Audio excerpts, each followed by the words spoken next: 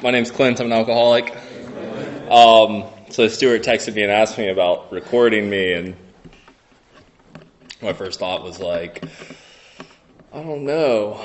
What if someone listens to it? What if one of my friends hears it? I'm talking about God, and they're laughing at me, and like, I don't know. It's just my tendency to think pretty heavily about what other people think of me, and try to live a double life. That's what the book says that we do. The alcoholic leads a double life, and I still try to do that. And it's like, I don't know. I know AA works. I know a relationship with God works, but somehow still try to pretend like I have something to do with it, and I don't. So, anyways, thanks for asking me to speak. And I guess while I'm thinking of it, my sobriety date is February 1st. 2018.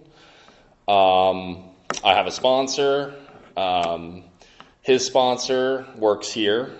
And I asked that man to sponsor me, and he couldn't, because it's just kind of not what we do. But so I have a sponsor. I have sponsees. I have a home group. My home group is Keeping It Sober in Aberdeen, North Carolina. We meet on Tuesdays and Saturdays.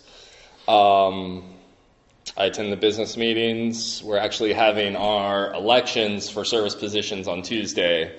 So on that day, I'll be standing for alternate GSR or alternate general service representative, and just another level of service to get involved in. And so I'm excited about that. And I've worked all 12 steps and still continue to make amends and try to practice these principles and carry this message. So I think that's pretty much all I need to get out of the way for that. All right, so I was thinking, I've seen, like, some of my friends have gone back out recently, and I've thought a lot about why that is. And obviously, like, I know that we relapse. I know that happens, and I don't get, like, disappointed in them or anything. I mean, that's what we do. We're alcoholics. We're just, our default is to pick up a drink. And so I was thinking about, there's like the sentence or this paragraph in the doctor's opinion where it talks about us being restless, irritable, and discontent. And it talks about the sense of ease and comfort that comes with taking a drink. It says, at once, by taking a drink, and then the line that says, drinks we see others taking with impunity. And I think about that, and I know, when I see people drinking right now, it doesn't bother me too much. But when I see people living a lifestyle that I used to live, I'll sometimes drive through downtown, and there's like the flashing lights and the pretty girls walking around and people dressed up, and I'm like, that looks like fun. I should go just play a game of pool or something out there. And I realize that, like, there's a whole lifestyle that I see others living with impunity that I don't get to live. And I always thought that, it'd be really boring to get sober, and I couldn't live that lifestyle, and I never wanted to give that up. But for sure, it's not boring.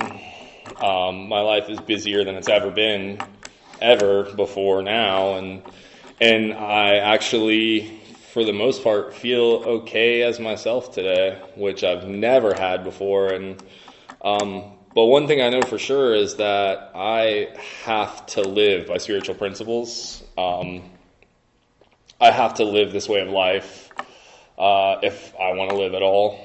And so it's just constantly taking a look at my behaviors and my actions. And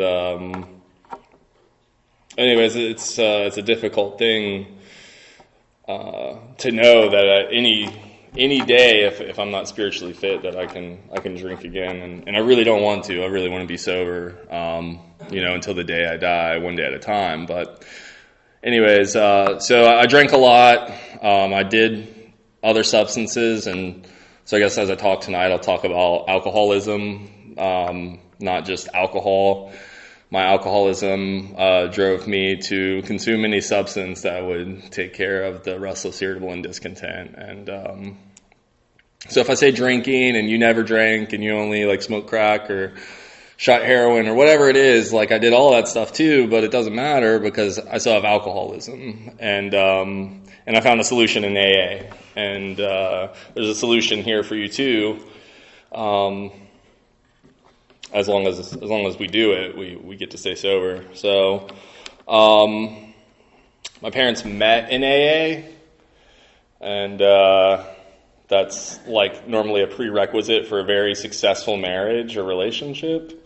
And that's absolutely not true at all. It's, mostly disastrous when that happens. But anyways, so I think my mom had 3 years and my dad had like 90 days and they fell in love because my dad like winked at my mom or something and she was just smitten with him. And then they ended up relapsing together and had some children. And so I have lots of brothers and sisters. Most of them are half brothers and sisters. And I have one full brother, and he passed in 2009. He had cystic fibrosis. So, but anyways, so I guess a lot of my childhood consisted of my parents getting sober for, weeks to months at a time in a homeless shelter and hotels, living in and out of hotels, and that's what we did, sleeping in the car. And then, there would be stints of sobriety and then relapse, stints of sobriety, relapse, and they just couldn't quite get it right. And anyway, so they eventually split.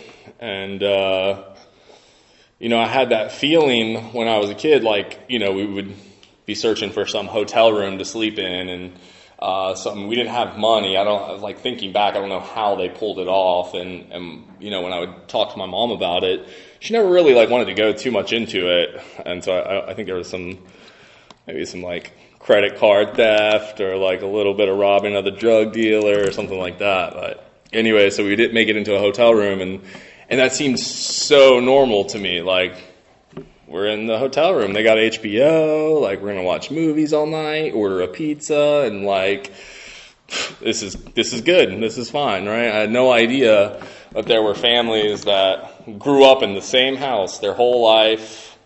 Hung out with the neighbors their whole life. Went to high school with these people. Graduated high school. Went to college, and obviously that's not like the only normal life, but it's not like a normal thing to move from city to city your whole life. I don't know. But anyways, I always felt separate in school. I always felt different. You hear that a lot in AA or in the rooms. I always felt different, and I was the poor kid, so I was doubly different, and kids told me so. And so I was picked on a lot, and I just couldn't deal with it. I really could not deal with it, and I didn't know how. And I was a pretty large kid. I didn't really get that if I would just stand up and like punch them in the mouth or stand up for myself somehow, that they might stop. But that came later on after I realized that. And anyway, so I felt different, and eventually my parents split and they got sober. And so my mom got sober. She left for 2 years and got sober, and I thought she might be dead or something, but she came back into my life and she remained sober until the day she died. And that was 17 years of sobriety. And so I know AA works because she got sober in AA and stayed sober till the day she died. And I know it works. And when we see people like Harold and Robert, and we know it works, right? We just don't want to do it. We don't want to do that stuff that it takes to stay sober most of the time. So anyways, there was a lot of stuff that happened in my childhood that, there's no point talking about. It's kind of irrelevant to my drinking or my alcoholism, but it was a lot of just instability, and I felt very different. So I guess at about 13, besides my parents would give me sips of beer when they would have beer, and I would drink it, and I was like a grown up because I was taking a sip of beer, and that's all I wanted to be when I was like, I guess 6 years old or whatever, as a grown up. And so, but I think I was 13 when I had my first drink. And it was much the same feeling. I didn't get that feeling of like, oh, this is my solution. I just thought like, hey, this is pretty cool. Like, I'm drinking a beer. I'm an adult now. And, so, anyways, I went on, and I didn't drink as often as I wanted to. But I would, have opportunities to here and there, few and far between. But if I had the opportunity, I wanted to do it. And so anyways, I guess real quick, last time I spoke here, I'd kind of like thought about how I wanted the talk to go and things I wanted to mention. And I didn't really do that tonight. I was moving today, and I was moving stuff, and then I took about an hour nap up until about 5:30, and then I wake up and go, oh my God, I got to speak in Rockingham in an hour. And so I haven't really thought too much about it. So anyways, I guess when I was 14, my drinking started to pick up a bit. I started going to Greensboro.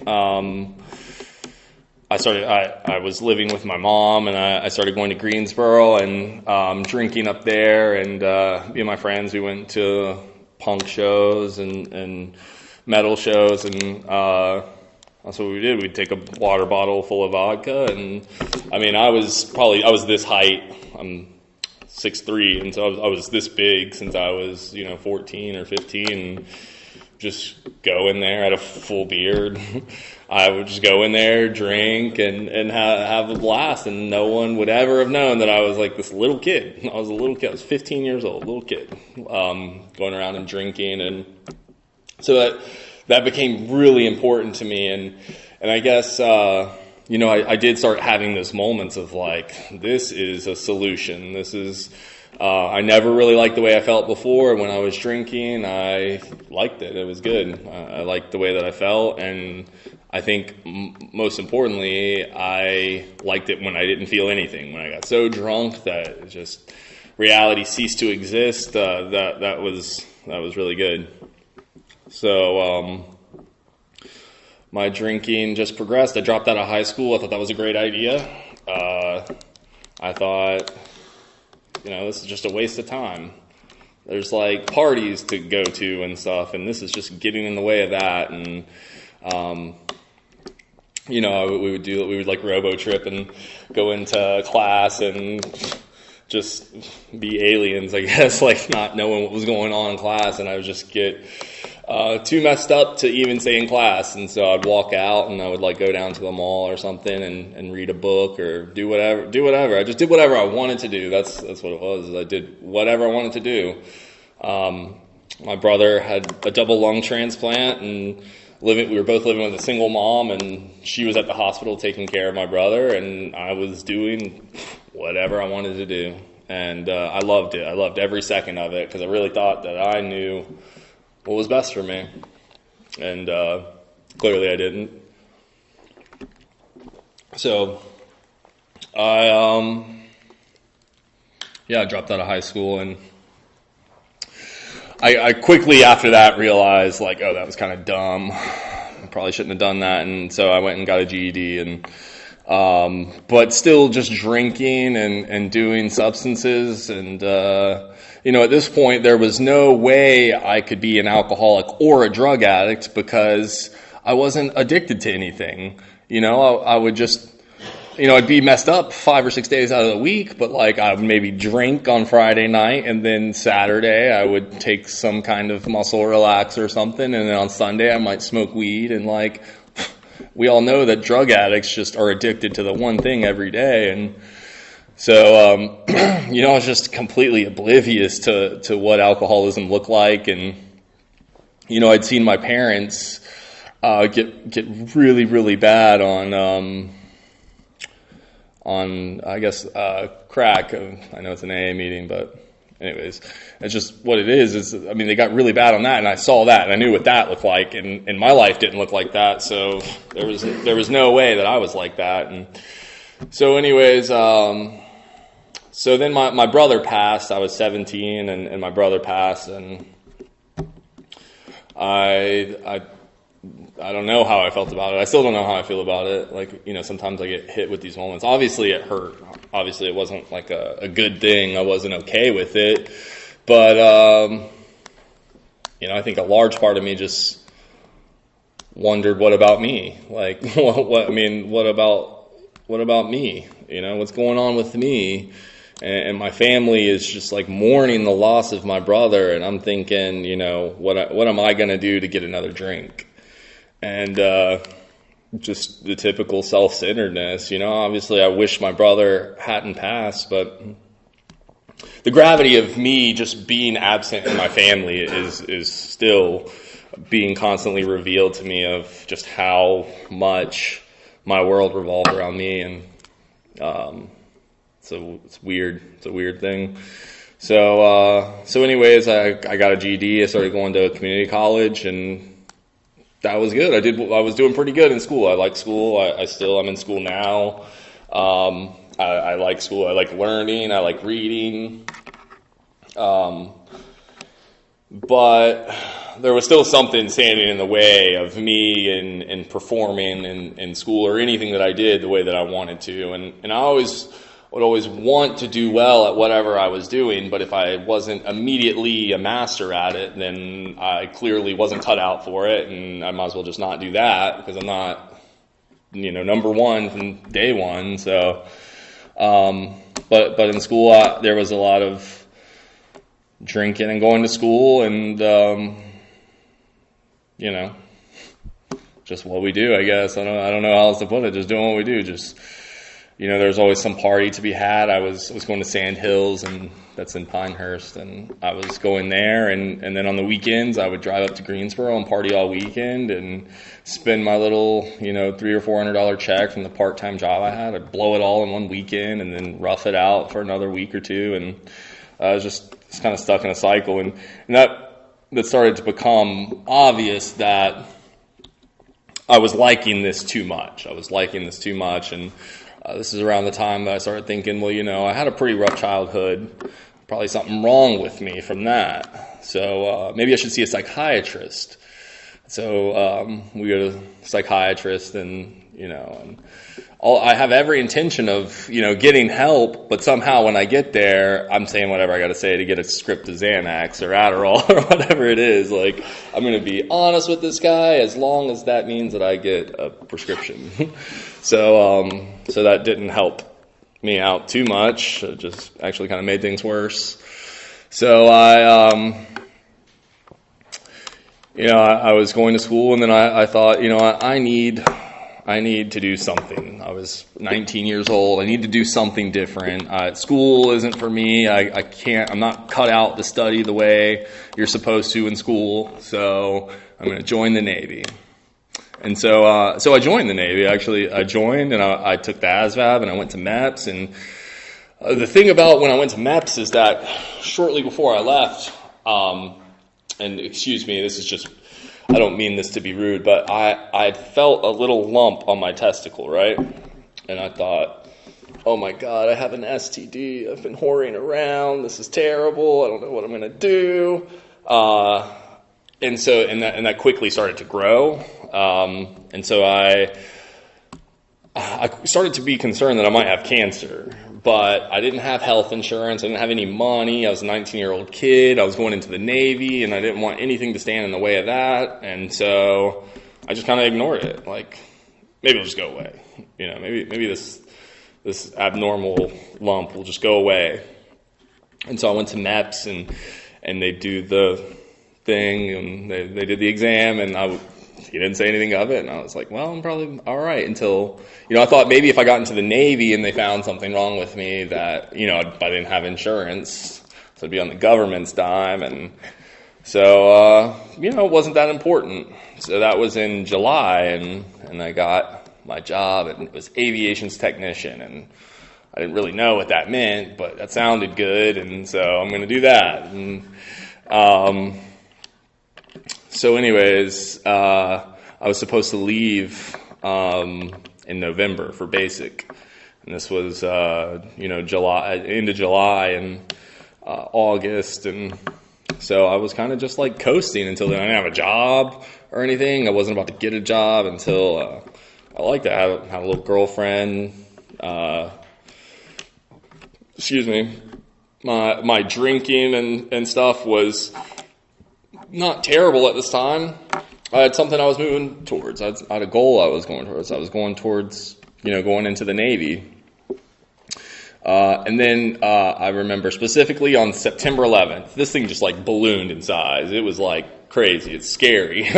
So on September 11th, I was at a dinner party with one of my mom's friends who was actually in the rooms, and I've actually had a chance to talk with her since I've come into the rooms, and that was cool. But I was at this dinner party at her house, and it was like hurting to walk, and I was like, man, this is not normal. So I go to the ER, right? I go to the ER, and they, I had ultrasound, and the nurse there was a male nurse, and after they got the results back from the ultrasound, and he said, I'm not a doctor, I can't diagnose you with anything, but what I can tell you is that is a tumor. I can't diagnose you with cancer, but that's a tumor. So basically what he was telling me is I had cancer, but he couldn't legally say that to me. And I remember the only thing I was thinking about in the face of the news of getting cancer was that I'm going to get a prescription of pain medication tonight. I'm going to get high tonight. Hell yeah. I had no idea what was going on. And the number one thought on my mind was that obsession. And, if you asked me what my thought process was at the time, I couldn't even conceptualize what obsession was. I didn't realize that I was suffering from this obsession and this compulsion. I didn't know that. I couldn't have told you that. But I mean, looking back, it's so clear. I was just obsessed with getting outside of myself and any kind of chemical I could. And so anyways, got cancer, got to have surgery, get that thing out of there, go to chemotherapy for 3 months, inpatient and outpatient. And everyone in my life at the time was like, I am so sorry. And I was literally in heaven, dude. I was getting prescriptions, and everyone was paying attention to me, and that's all I ever wanted was attention, and just typical alcoholic self-centeredness, man. I just loved it. Everyone catered to me. I would go into the hospital for a week at a time and get room service, and had the button, and what else would I wanted in life? I had a girlfriend that would come and see me, and some conjugal visits in the hospital, and it was all fine, it was good. So anyways, I loved it. I loved it, and I had that feeling when I would take prescription medication that I could feel like this every day of my life. If I felt like this every day of my life, I wouldn't make all the stupid decisions I made. This fixes the restless, irritable, and discontent. This clears that right up, and this makes me okay. And I remember that feeling, and like all good things, that came to an end, and then I kind of felt lost. I didn't know what to do next. I didn't want to go back to school. I couldn't go into the Navy, and so anyways, my drinking progressed a lot. My drinking and using, it progressed out of control, and you start making all these lines of like, I'm not going to cross this line. Like, certainly that would make me an alcoholic or a drug addict, but sure enough, one by one, those lines were just crossed and crossed and crossed, and I moved around a lot. I did everything my parents did. I ran from town to town. I would burn bridges, rip people off, steal, get into trouble, and then it's on to the next town or on to the next group of friends. Or It was whatever I had to do to get what I wanted. And so, anyways, that kept on going for about 8 years. And so this, I had some experience in the rooms. I came with my parents, and so I remember going to my first treatment center and them telling me about AA, and I really wasn't interested in a spiritual solution whatsoever. I really thought that that works for you guys because you guys are drug addicts and alcoholics. Like, there's something else wrong with me. You guys, I know I drink a lot, but there's something else wrong with me. And if I could just figure out what that is, I wouldn't need to drink. So, I went to a treatment center and then went to the halfway house after that. And then I started to do like the compliance thing. I mean, we talk about the surrender versus compliance, and I complied. I went to the meetings and said the stuff I thought I was supposed to say, and still never got any internal relief from it, and just thought that, well, it wasn't that big of a deal. If I could just get a year sober, then surely this would all be behind me, and I could just move on with my life. And clearly it didn't work, so here comes the second treatment center, and this time I was determined.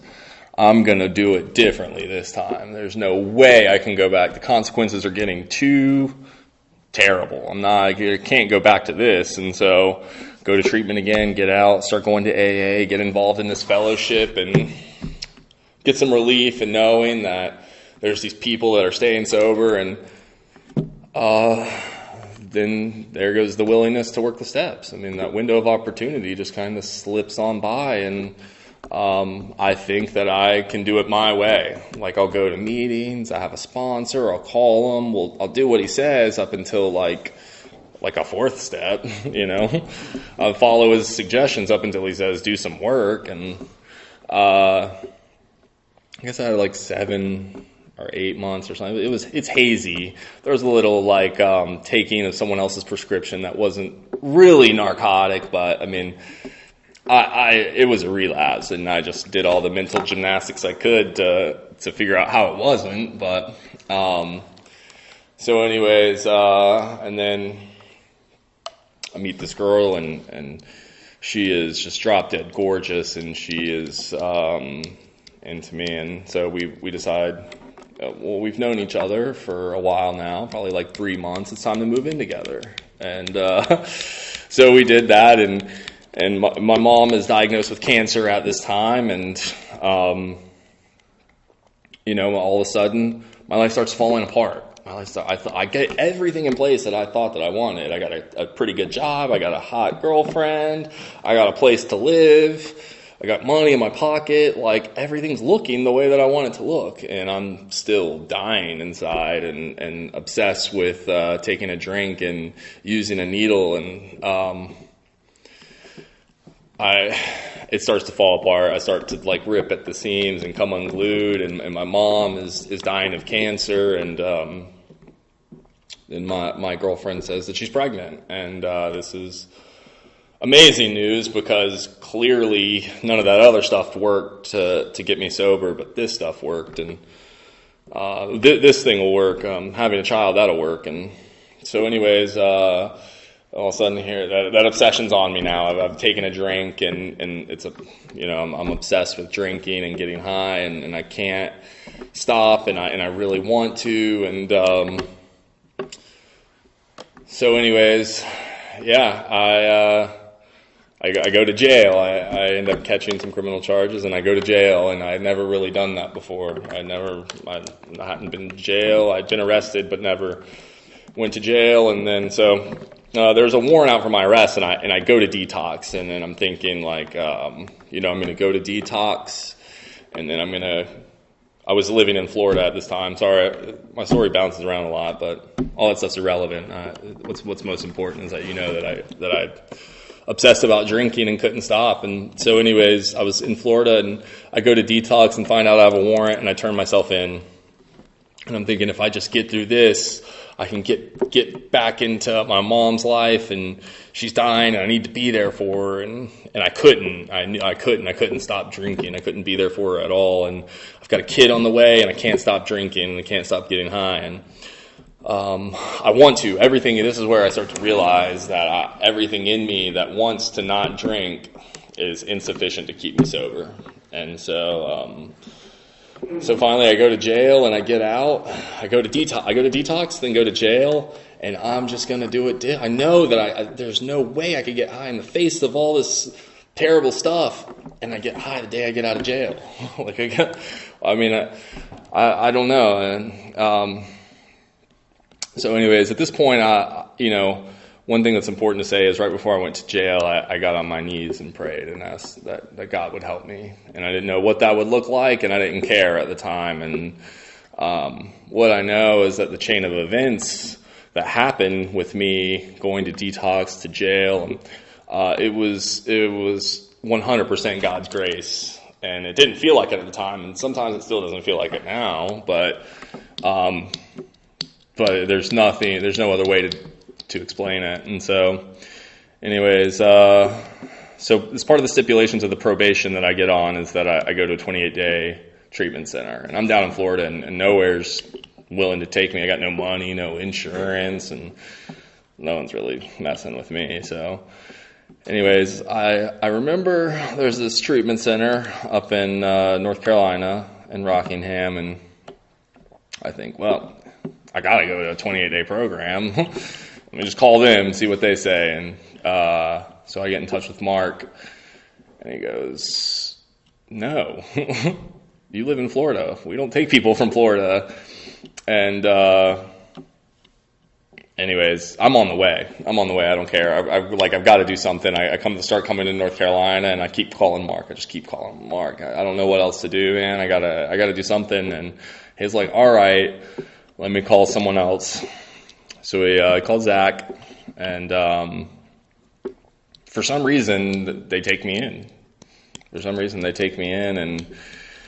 And so the day I get to Zach's is my sobriety date, and so I'm there, and I'm just my brain is just spinning. It will not stop spinning. How am I going to work all this out? How am I going to overcome this? I got a child on the way. I got all these problems that I got to solve. I got to get back out there and solve these problems. My mom is dying. I got to go see my mom, and there's still something that I'm missing about this whole faith in a higher power thing. I'm still not getting it really, but I know that I'm really willing this time. I'm willing. Like, just tell me what to do, and I'm gonna do it.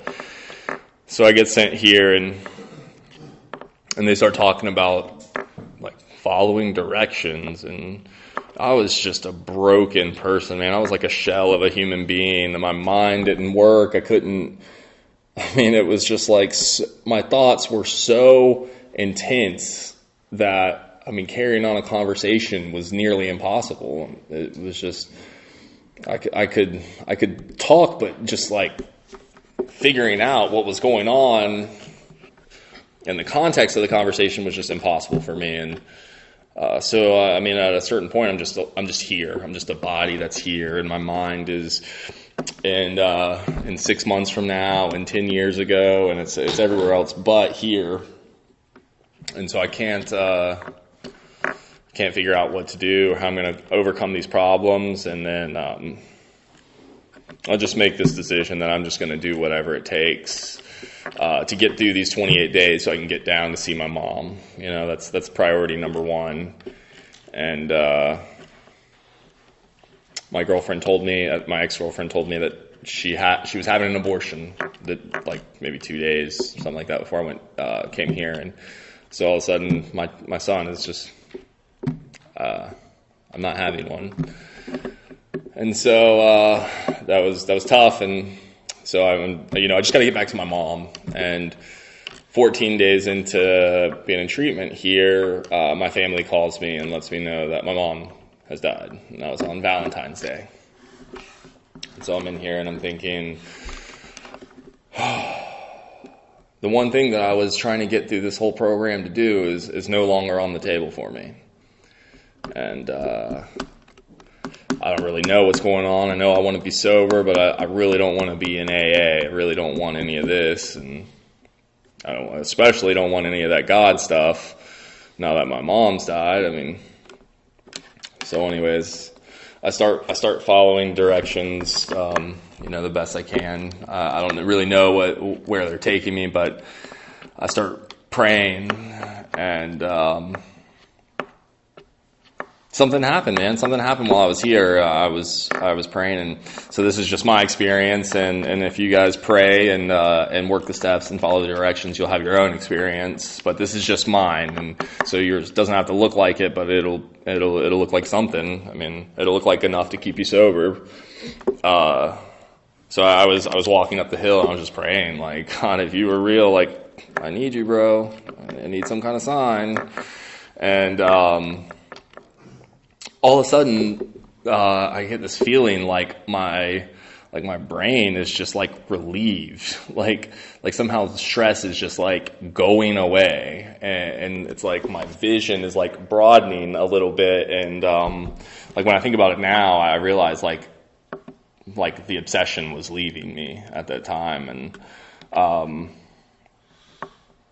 I don't know, it was a pivotal moment, and I decided that I was going to do AA to the best of my ability at that time. That's the beautiful thing about this place, is that they give us the solution. They give us the directions as outlined in the book. And so, anyways, I get through the 28 days here, and I get invited to a recovery home. And I will say, recovery home isn't a requirement of sobriety, just like treatment isn't, but it's gonna help. Like, if you're wondering, it's gonna help. So I accepted. I went to the recovery home. The only thing that was drawing me back to Florida was my mom and my son, and both those are gone. Both those are no more. And so anyways, I have some stuff at my ex's house, and I call her and I say, hey, I need to get my stuff. And she informs me that she didn't have the abortion. And, I was already committed to AA at that point. But when she told me that, I knew that the only shot that I have to see my son is to work the 12 steps and maintain a relationship with God and help other alcoholics to the best of my ability. And so since then, I've tried to do that.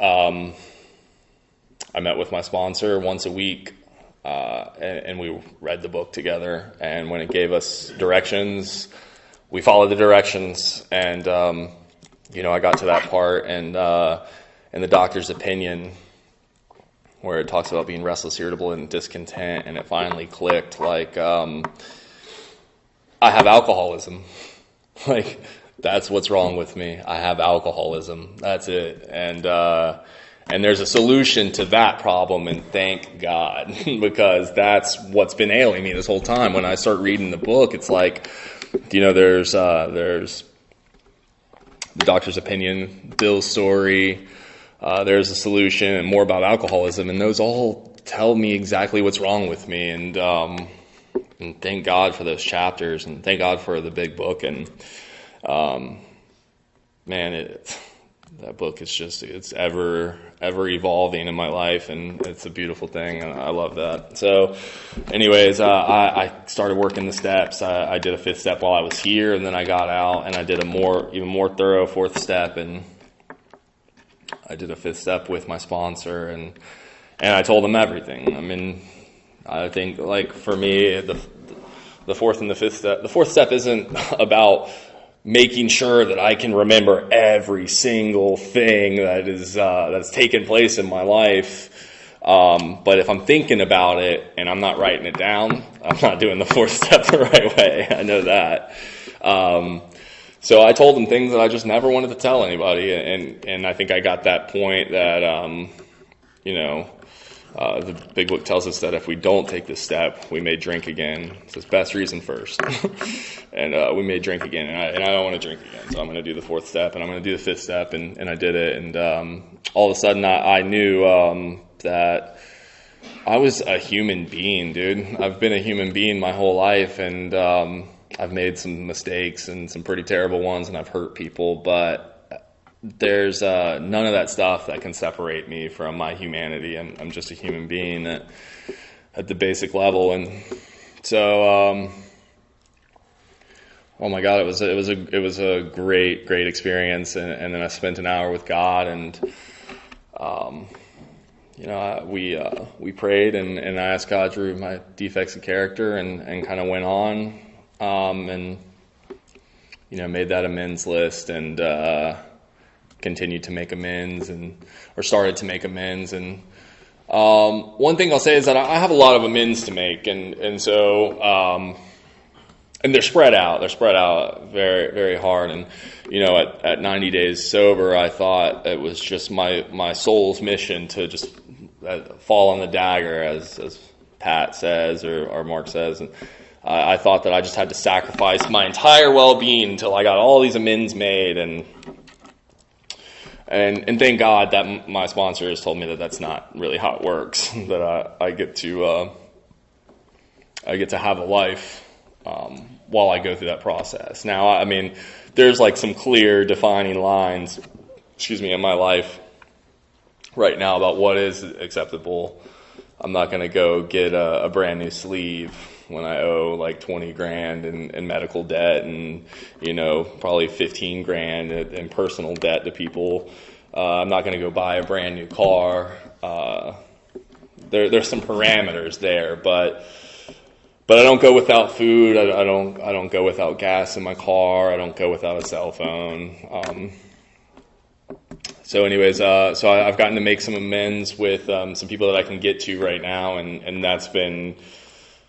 it's been amazing. And the more time goes on, the more the amends for me is about being genuinely sorry and sincerely apologetic and wanting to sincerely make those things right, and less about, well, let me just say sorry so I can get that out of the way so I can get to God. And that's kind of what it felt like at first, was like if I just made all these amends that I would elevate, I'd levitate around the room with light beams shining out of my eyes, and I would be this ultra ascended spiritual being, and that's not the case. And I'm sincerely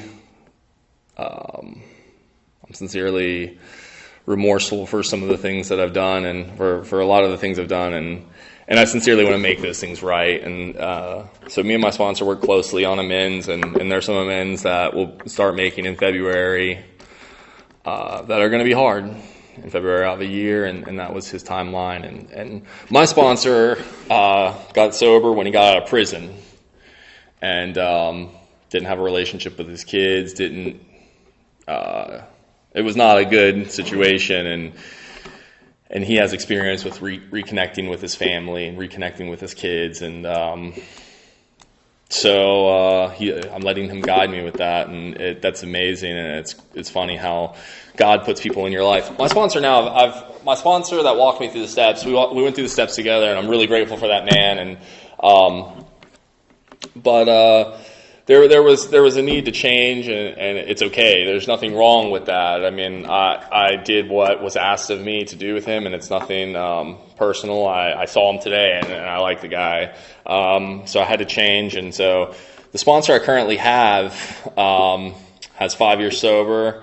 My sponsor's Tim. A lot of you guys probably know him, but real quick, at one point in time when I was really bad off, I was the kitchen manager at a restaurant up in Southern Pines, and Tim worked for me, and he had about 8 months sober at the time, and he knew what I was doing, and man, he never looked down on me. He never told me that I needed to stop. He lived AA, and he always treated me with love and tolerance, and that's our code. That's like that. He was doing AA at 7 or 8 months sober, and now that guy's my sponsor. And I called him right before I got here. And God's a really cool thing, man. You just God will work in ways that I had no idea. It's crazy. It's awesome. It's an amazing thing. And so So anyways, I continue to take personal inventory. I review my day at the end of the night, and at like maybe 6 or 7 months sober, I hadn't missed a night. I was writing it down, man, in the book. Like, I had a notebook, taking an inventory directly out of the big book every single night, and I don't do that anymore. I don't know why. I just kind of stopped at some point in time, and I didn't even realize it happened until I started to pray about these things and realized I'm not doing that anymore. But I do pray and meditate on a daily basis. I don't miss prayer. I do my best to not miss meditation of sincere, quiet time with God in the morning before I go out there and ruin things for myself. I try to invite God into my life and into my day. And man, there's like this one thing about that. It's kind of like calling your sponsor. Like, man, my day can go to shit. It can be terrible. But I have that anchor for the day, which is like praying and meditating. It's like when I'm so confused and from talking to other alcoholics, it's like, this is going to happen. It's going to happen. I'm going to feel lost in this world. I don't know what's going on. But man, I did what was asked of me to do. And I prayed and I invited God, and that's all I can do. And so, I eventually got a sponsee and tried to go through the book, and I have yet to have anyone go through the book with me all the way, and that's okay. I mean, I've gotten to stay sober through it, and when I do get a sponsee that's like wanting to go through the steps, like, yeah, let's do it. We'll read when you want to. Like, we're gonna read a chapter at a time. We're gonna work these steps, and I'm gonna give you what was given to me, and then that's all I can do. And but I do have a couple sponsees right now, and I've gotten to reconnect with people in my life in a way that I didn't imagine possible. And I have a full-time job, and I'm in school right now, and I'm very involved in AA, and I was thinking about it not too long ago, and I have a job, I'm a student, and I'm a family member and a friend to people, but above all of that, I'm a member of AA first, and I know that, and I take that very seriously, because I know what not only has AA kept me sober, but it's changed my perception of the world in such a radical way that I don't want to lose that. It's more valuable to me than just about anything, and above all, I want to do this as best as I can. And make my mom proud, and if she's looking at me right now, I think she'd be proud. But so that's pretty much all I got, kind of all over the place. I really wanted to just play some more Big Book Hangman and get out of this, but I didn't think anyone else would appreciate it too much. So that's all I got. Thanks.